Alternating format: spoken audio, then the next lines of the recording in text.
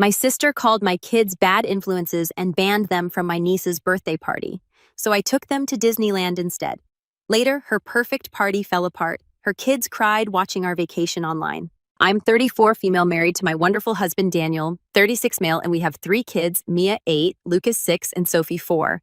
My sister Melissa, 29, female, has 2 kids, Chloe 7 and Ryan 5. Our kids have always been close, or so I thought.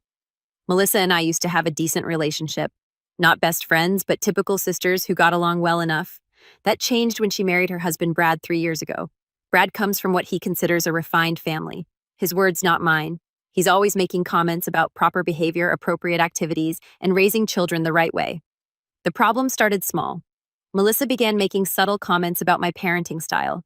How Mia was too loud at family gatherings. How Lucas was too energetic and needed to learn self-control. How Sophie was too clingy and needed to be more independent.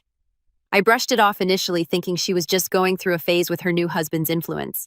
But the comments got worse. During Easter dinner, Brad made a show of correcting my kids' table manners while praising his own children's superior upbringing.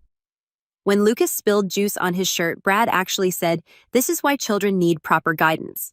Loud enough for everyone to hear. My parents, unfortunately, have always favored Melissa. She was the baby, the easy child, while I was supposedly the difficult one. They've carried this dynamic into our adult lives constantly, making excuses for her behavior, while expecting me to be the understanding older sister. Fast forward to last month.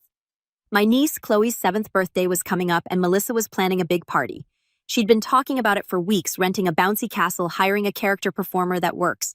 My kids were excited. They'd been asking about party games and what gift to bring for their cousin. Then came the text from my mom. "Your kids can watch the birthday live stream." I stared at my phone confused. "Watch the live stream." I called my mom immediately.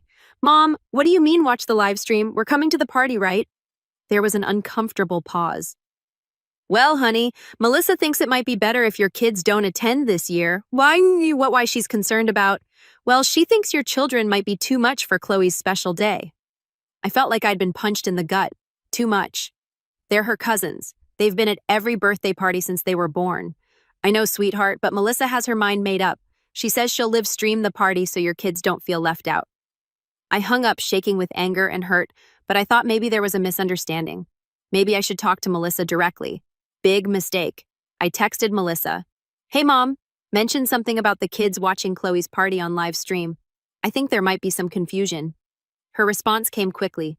"No confusion. Sorry, but your kids have a negative impact on mine. I want Chloe's party to be perfect, and frankly, your children are too disruptive. They can watch from home." I read that message 5 times. Negative impact. Too disruptive about my babies. I called her immediately.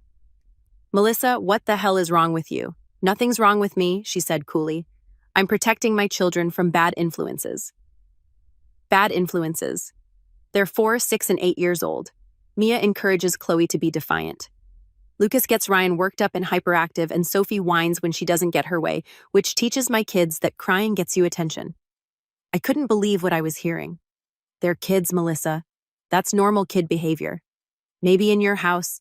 Brad and I have higher standards. Higher standards. You mean being judgmental and cruel? I'm done with this conversation.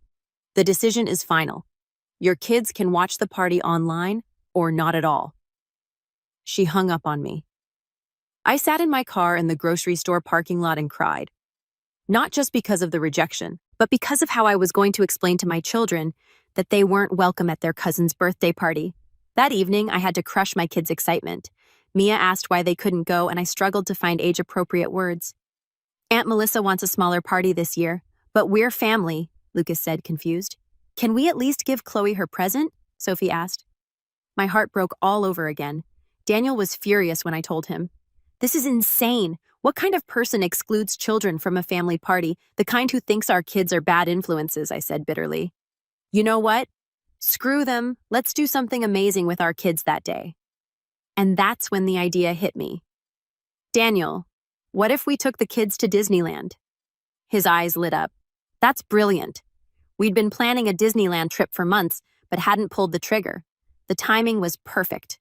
The party was on a Saturday, and we could make it a whole weekend trip. I didn't tell my family about our plans. I simply responded to my mother's group text about the party live stream with thanks, but we have other plans that day. My mom replied, "What other plans?" Family plans. Melissa jumped in. You're not going to watch Chloe's party. Nope. We'll be busy doing what I left her on red. The week leading up to the party, my kids were still sad about missing it, but the promise of Disneyland perked them up considerably. We planned everything. Character dining fast passes matching family t-shirts. This was going to be magical.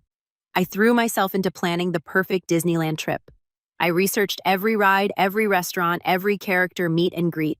If Melissa wanted to exclude my kids from family fun, then I'd show them what real family fun looked like. Daniel and I stayed up late, mapping out our route through the parks, downloading the Disneyland app, and making dining reservations. I even bought the kids special Disneyland pajamas to wear the night before our trip. Mom, are you sure we can't invite Chloe and Ryan? Mia asked one evening while I was packing our bags. My heart clenched. Even after being excluded, my sweet girl still wanted to include her cousins. Not this time, baby. This is just for our family. But they'd love it too. I know they would, but sometimes people make choices and we have to live with those choices. Meanwhile, the family group chat was getting increasingly awkward. Melissa kept posting updates about party preparations, clearly fishing for responses from me. Photos of the bouncy castle being set up, the elaborate cake being decorated, the character performer in costume. Chloe is so excited she posted with a picture of my niece in her birthday dress. I didn't respond. My mom tried to play peacekeeper. The party is going to be wonderful. I wish everyone could be there. The passive-aggressive guilt trip was obvious, but I was done being manipulated. The night before our trip, I helped the kids pick out their outfits. Mia chose her favorite princess dress. Lucas picked his superhero shirt, and Sophie insisted on wearing her tutu with mouse ears. We're going to have the best day ever, Sophie declared, twirling in her outfit. Yes, we are, I agreed, taking photos of them being silly and excited. I posted one picture on Instagram with the caption, "Early bedtime tonight, big day tomorrow," with a sparkles emoji. I didn't specify where we were going, but the Mickey Mouse ears in the background were a pretty clear hint. Saturday morning arrived. We loaded up the car at 6 a.m. for the drive to Anaheim. The kids were buzzing with excitement, and I felt a petty satisfaction knowing we were about to have the most amazing day while Melissa's perfect party played out. We arrived at Disneyland right as the gates opened. The kids' faces when they saw the castle were priceless. Mia gasped. Lucas jumped up and down, and Sophie clapped her tiny hands. This is better than any party, Mia declared. Yes, it was. We hit all the classic rides. Pirates of the Caribbean Haunted Mansion. It's a small world. The kids met. Mickey Mouse got autographs from princesses and ate churros for breakfast because vacation rules. I started posting photos and videos on Instagram and Facebook. Not out of spite initially, just excited parents sharing a magical day. Mia grinning with Goofy, Lucas piloting the Millennium Falcon, Sophie hugging Tinkerbell. The pure joy on their faces was everything. Around noon, my phone started buzzing with notifications. Lots of likes and comments on our posts. So magical. Your kids look so happy. Best parents ever. But then I noticed who was viewing our Instagram stories. Melissa had watched every single one multiple times. So had my mom and several family friends who I knew were at the party.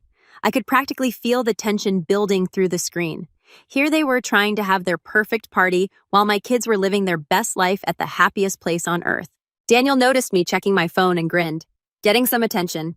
You could say that. Melissa's watched our story about 15 times in the last hour. Good. Let her see what she's missing. We continued posting throughout the day. A video of Lucas screaming with joy on the Matterhorn, Mia getting Belle's autograph and curtsying perfectly, Sophie giggling uncontrollably on the teacups. Each post showed pure, uninhibited childhood happiness, the kind that can't be manufactured or controlled. Between Fantasyland and Tomorrowland, I checked the family group chat. Things were getting interesting. Melissa had posted a few pictures from the party, but they looked forced. Chloe was smiling, but it wasn't reaching her eyes. The other kids looked like they were going through the motions. Even the adults seemed tense. Then I saw it. A message from my Aunt Sarah, who was at the party. The kids keep asking about Mia, Lucas, and Sophie. They want to know why their cousins aren't here. My mom quickly responded, "They're having their own family day, but the damage was done." Other family members started chiming in. Uncle Mike, family day. It's Chloe's birthday. Shouldn't all the cousins be there, Aunt Sarah? The kids seem confused about why they're not invited. Grandma Rose, I miss those little ones.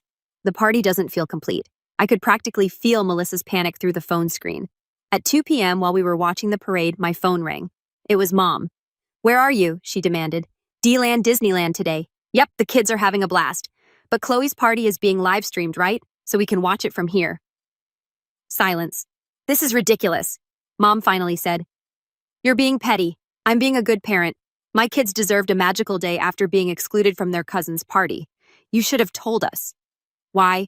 So you could try to talk me out of treating my children to something special. She hung up.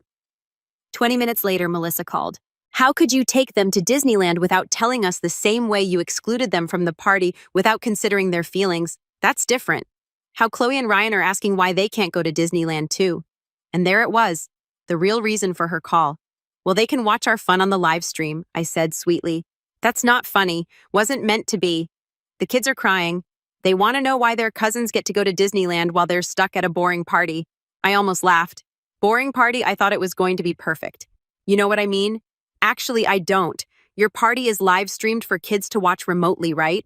Perfect solution. Stop being a hypocrite. She hung up. The messages started flooding in after that. First from Mom. This is causing drama at the party. Chloe keeps asking about Disneyland instead of enjoying her gifts. Then from Dad, your sister's kids are having meltdowns. Can you please just bring them along? From Melissa, please. The kids won't stop crying about Disneyland. Can you come pick them up? From Brad, this is extremely inconsiderate behavior. From Mom again, we'll pay for their tickets if you come get them. But the messages didn't stop there. More family members started weighing in as word spread about what was happening.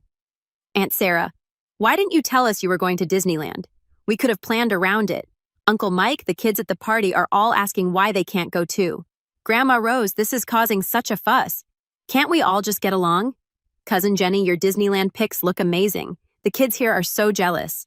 And then the kicker from Melissa. You're ruining Chloe's birthday. She won't stop crying about wanting to go to Disneyland. I screenshotted that one to show Daniel later.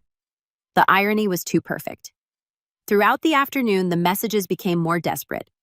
Photos started appearing in the group chat showing Chloe and Ryan in tears, pointing at someone's phone displaying our Instagram stories. Other party guests looked uncomfortable as the birthday girl melted down over missing out on Disneyland. The bouncy castle is empty, my mom texted. All the kids want to do is look at your pictures. Maybe they should have been included from the beginning, I typed back. That's not fair, and you know it. What's not fair is excluding children from family events and then expecting everyone to pretend it's okay. The messages continued. Melissa, fine. I made a mistake. Are you happy now? Me, I'm happy that my kids are having a magical day instead of feeling rejected by their family. Melissa, come pick up Chloe and Ryan. Please, I'll pay for everything. Me, sorry, but your kids have a negative impact on mine. I want my children's Disneyland trip to be perfect. The silence that followed was golden. Then Brad chimed in, that's completely uncalled for. Interesting.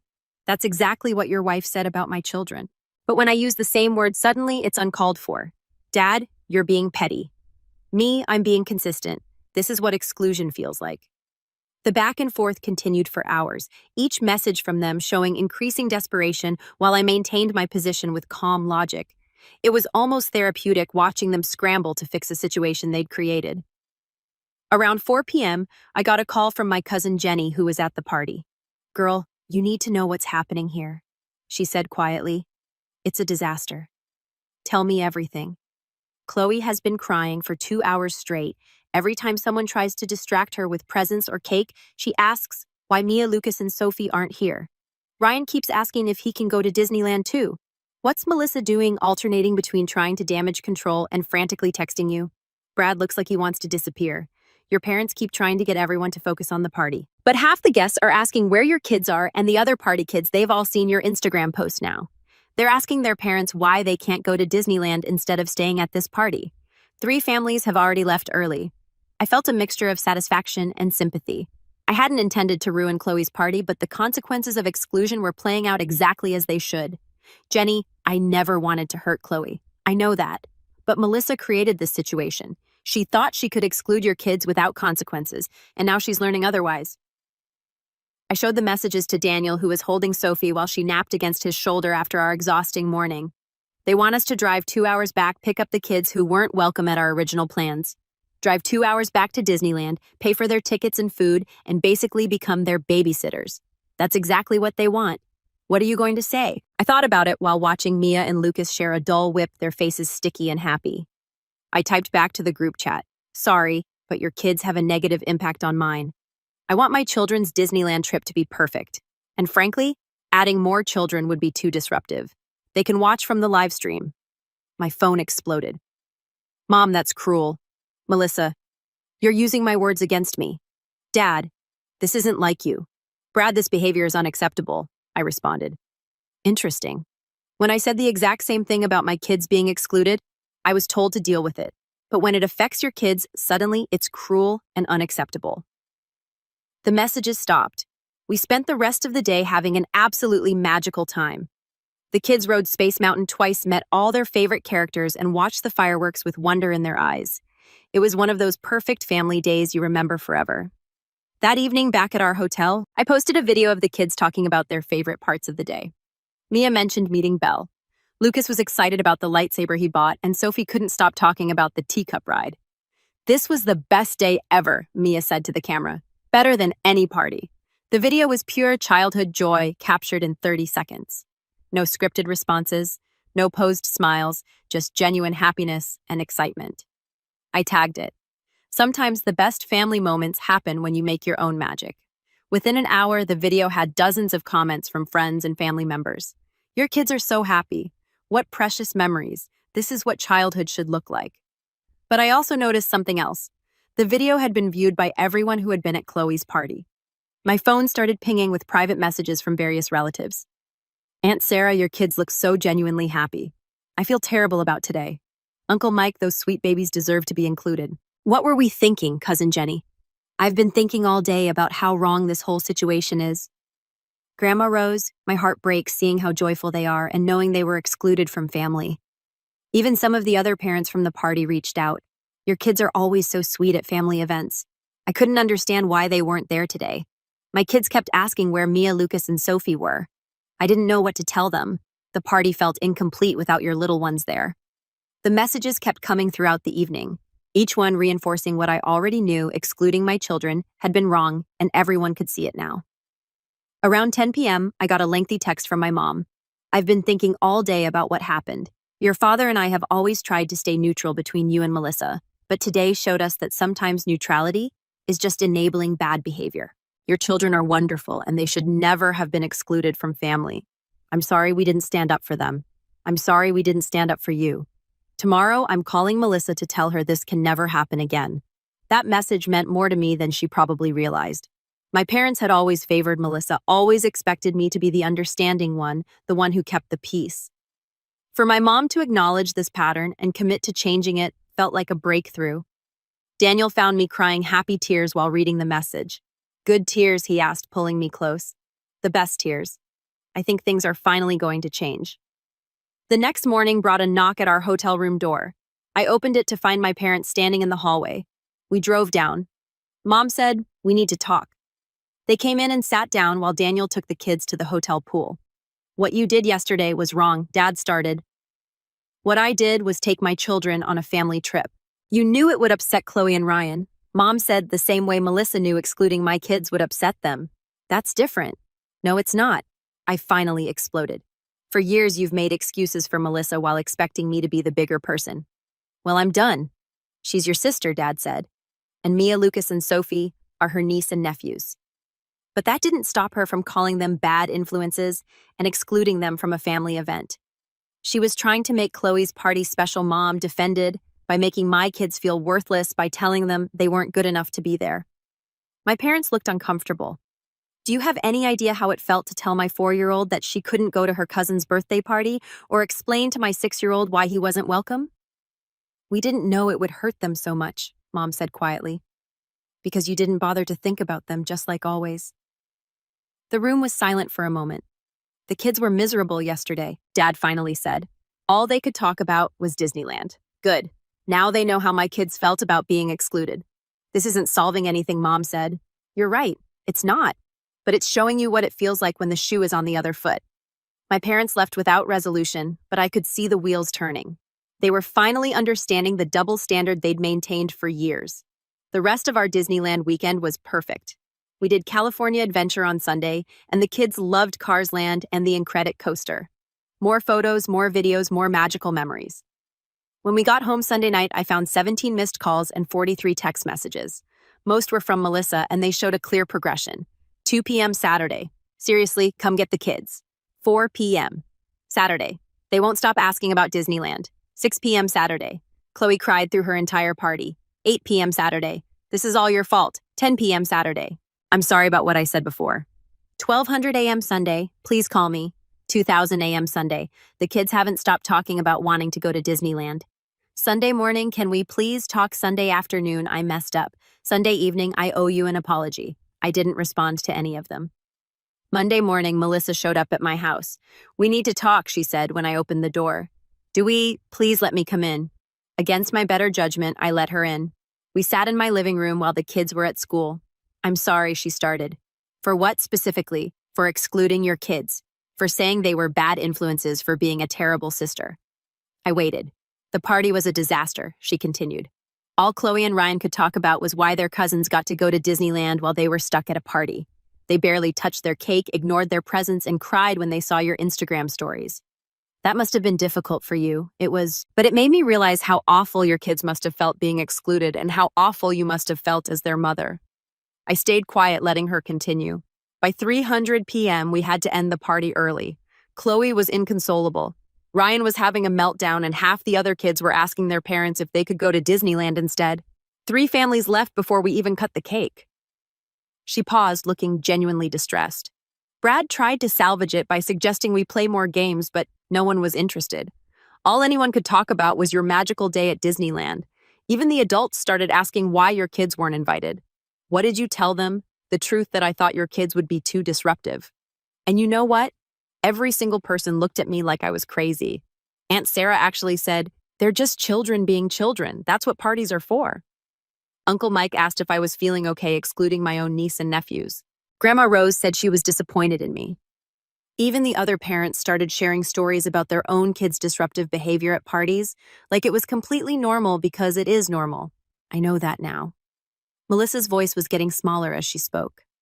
Brad and I have been so focused on this idea of perfect children that we forgot kids are supposed to be kids. She was quiet for a moment. After everyone left, Chloe asked me why I didn't invite Mia, Lucas, and Sophie. She said the party felt empty without them. Ryan asked if we could have another party and invite his cousins this time. I felt a pang of sympathy, but I wasn't ready to let her off the hook yet. And what did you tell them? That Mommy made a mistake? A big one. We sat in silence for a few minutes. The worst part, Melissa continued, was seeing how much fun your kids were having, while mine were miserable at their own family party. Every picture you posted showed pure joy. Mia's face when she met Belle Lucas screaming with excitement on the rides. Sophie's pure delight with everything. That's what childhood should look like. My kids have always been joyful. Melissa, the problem was never them. I know that now.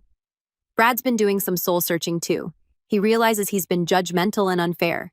He actually apologized to me yesterday for pushing this perfect behavior narrative. That surprised me. Brad admitting fault wasn't something I'd expected. What changed? Seeing Chloe and Ryan so devastated, realizing that all his talk about proper behavior and raising children right had led to us excluding family members and ruining our daughter's birthday. He said watching your kids' genuine happiness on social media made him realize we've been sucking the joy out of childhood. What do you want from me, Melissa? Forgiveness. And would you consider taking all the kids to Disneyland together sometime? We'll pay for everything. Hotels, tickets, food, everything. I looked at my sister, really looked at her. She seemed genuinely remorseful, but I wasn't ready to just forgive and forget. Melissa, you called my children bad influences. You excluded them from a family event. You made them feel unwanted and unloved. That's not something I can just get over because your kids had a rough weekend. I understand. Because this isn't the first time. You've been making comments about my kids and my parenting for months. This was just the final straw. She was quiet. Remember Mia's school play 2 months ago? You made a comment about her being too theatrical on stage. It's a play, Melissa. She's supposed to be theatrical. And Lucas's soccer game, where you said he was too competitive for celebrating his goal. He's 6 years old and scored his first goal ever. Of course he was excited. And Sophie's tantrum at the grocery store, where you loudly told Brad that some parents don't know how to handle public behavior. She was 3 and tired and overwhelmed. That's normal. Melissa winced at each example. I was wrong. I need to see real change, not just apologies, because the consequences finally affected you. What kind of change? Start treating my children with the same love and respect you show your own.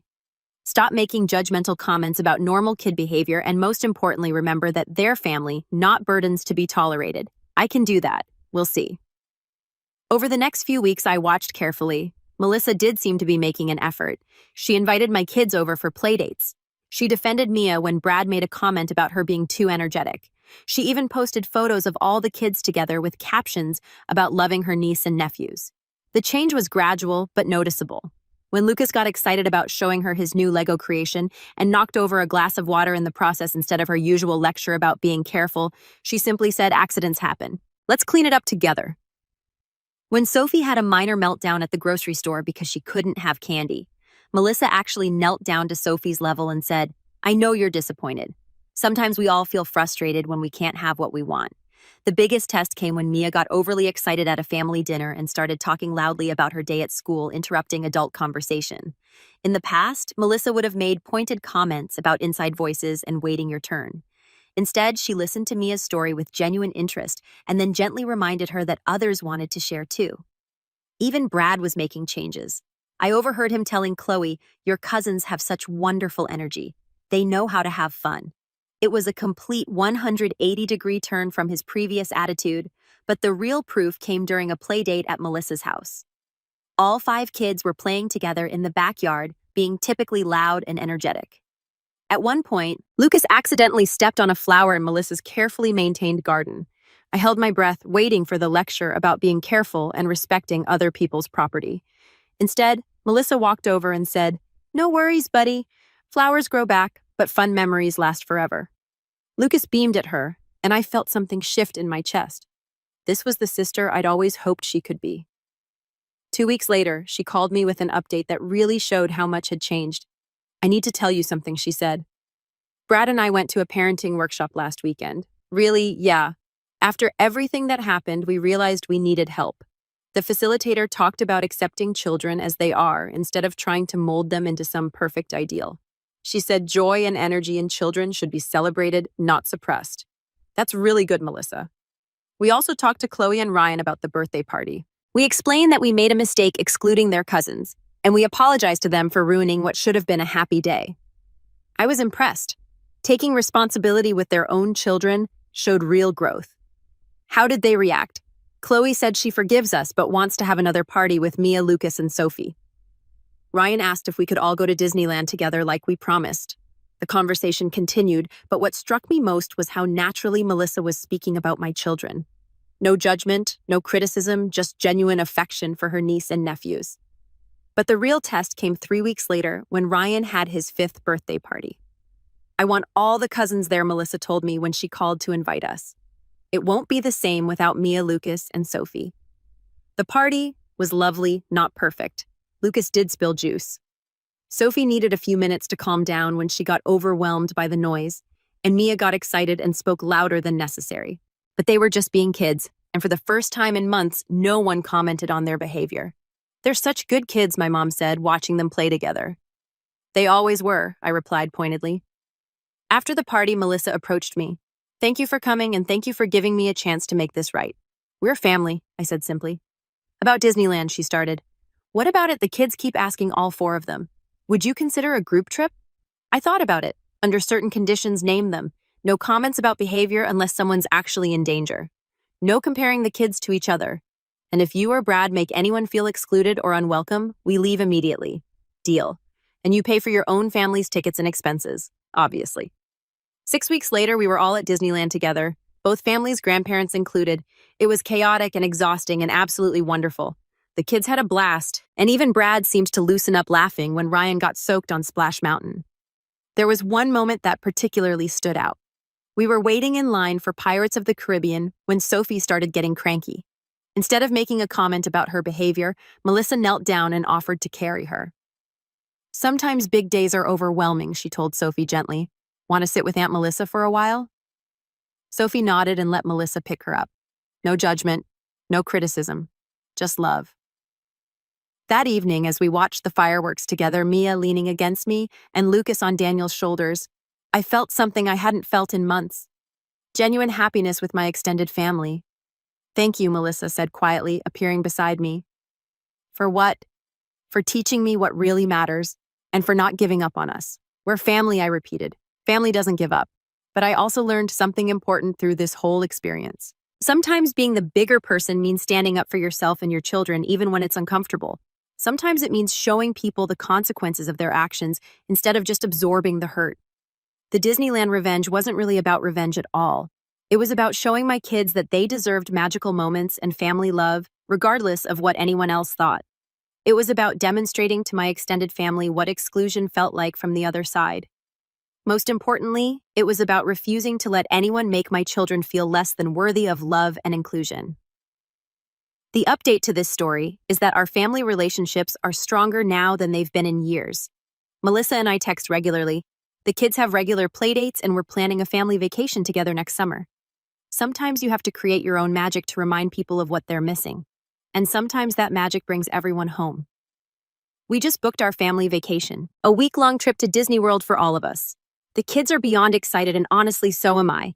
It's amazing what can happen when you stand up for what matters most, the people you love, and their right to be loved in return. Brad even thanked me last week for opening his eyes to what childhood joy really looks like. Apparently, watching his kids experience pure happiness at Disneyland made him realize that perfection isn't the goal. Love is. My parents have also been more mindful about treating all the grandchildren equally. Mom told me recently that she was proud of how I handled the situation, even though it was difficult at the time. As for Melissa, she's become the sister I always hoped she could be. She advocates for all the kids now, not just her own, and has become one of my closest friends. The moral of the story: sometimes the best revenge is living well and loving your family fiercely. And sometimes taking your kids to Disneyland instead of watching a live stream is exactly the magic everyone needed, even if they didn't know it at the end.